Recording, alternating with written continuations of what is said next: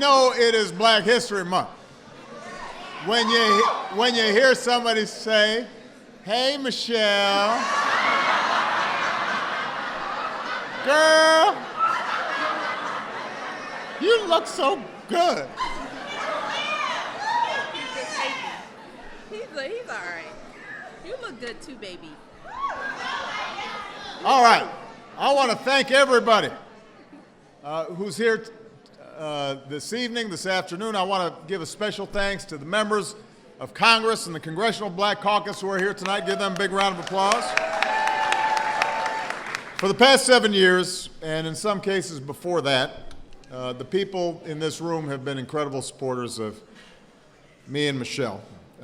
And we could not be more grateful for everything that you've done for us, everything you've done for the country.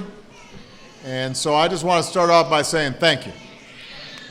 Yes.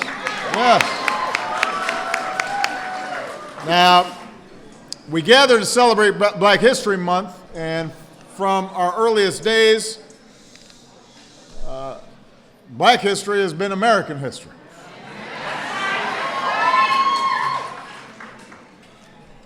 We're the slaves who carried the stone to build this White House, the soldiers who fought for our nation's independence, who fought to hold this union together, who fought for freedom of others around the world. We're the scientists and inventors who helped unleash American innovation. We stand on the shoulders not only of the giants in this room, but also countless nameless heroes who marched for equality and justice for all of us. And down through the decades, African American culture has profoundly shaped American culture and music and art, literature, and sports. I want to give a special acknowledgement to my lovely wife,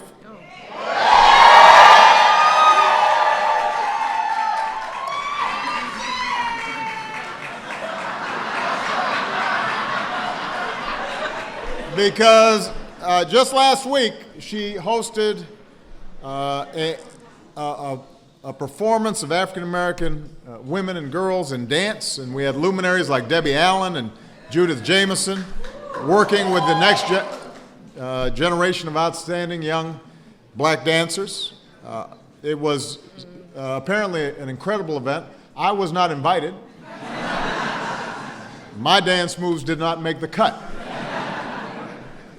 So we are so proud to honor this rich heritage, but Black History Month shouldn't be treated as though it is somehow separate from our collective American history, or somehow just boiled down to a compilation of greatest hits from the March on Washington or from some of our sports heroes.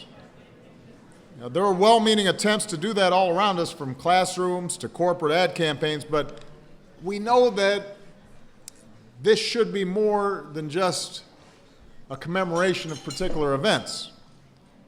It's about the lived, shared experience of all African Americans, high and low, famous and obscure, and how those experiences have shaped and challenged and ultimately strengthened America. It's about taking an unvarnished look at the past so we can create a better future. It's a reminder of where we as a country have been so that we know where we need to go. That's why earlier today we hosted an intergenerational roundtable of civil rights leaders to talk about today's efforts to reform our criminal justice system. So we had icons of the civil rights movement that helped get me here, folks like Reverend C.T. Vivian and John Lewis.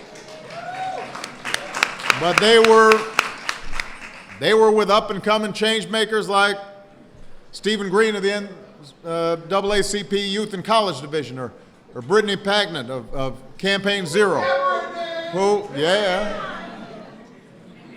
who has done outstanding work as a member of our 21st Century Police Task Force. and to hear the incredible contributions these young people were making, and to see how their courage and tenacity was connected to those who had lived through Bloody Sunday, it made you optimistic about a future. It was powerful to see the fathers and the mothers of the movement in this constant interaction, understanding that each successive generation has to take the baton and move us forward. And what's so inspiring about these young people and their generation is that they don't see black history as a relic. It's not something to study in a book. They don't see themselves as distant from that history. They are participants making history. It's alive. It's something that we have the power and the responsibility to shape and to wield. You know, the civil rights movement grew out of church basements and word of mouth, and drew strength from freedom songs and the power of young people's examples. And thanks to technology and social media, today's leaders are building a new inclusive movement that's mobilizing people of all backgrounds to stand up for change. From equal opportunity in education to a smarter criminal justice system, one that's more effective in keeping us safe, but also make sure that everybody's treated fairly under the law. So I want to give a special shout out to young people here today. To tell them we want them to continue doing what they're doing. And that's the thing about our democracy. It takes all of us. It's important that we have responsive elected officials. Supreme Court appointments are important. But ultimately, everything comes down to the constant perseverance, the courage, the tenacity, the vision of citizens like you. Making sure not only you exercise your right to vote, but that in between elections, you are part of a constant movement in your local communities or at a national level or at an international level to bring about the kind of change from which all of us in this room have benefited because of the labors of somebody who came before us. America's a nation that is a constant work in progress. That's why we are exceptional. We don't stop. There's a gap, there always will be, between who we are and the perfect union, that ideal that we see. But what makes us exceptional, what makes us Americans, is that we fight wars and pass laws and we march and we organize unions and we stage protests, and that gap gets smaller over time. And it's that effort to form a more perfect union that marks us as a people. And as long as we keep at it, as long as we don't get discouraged, as long as we are out there fighting the good fight, not just on one day or 1 month, but every single day and every single month, I have no doubt that we're going to live up to the promise of our founding ideals, and that all these young children who are standing in front, no matter who they are, where they come from, they're going to have the opportunity to achieve their dreams. Thank you, everybody. God bless you. God bless America. The Pope was in Mexico. Do you know that? Did everyone know, right? He said negative things about me because the Mexican government convinced him that Trump is not a good guy. Because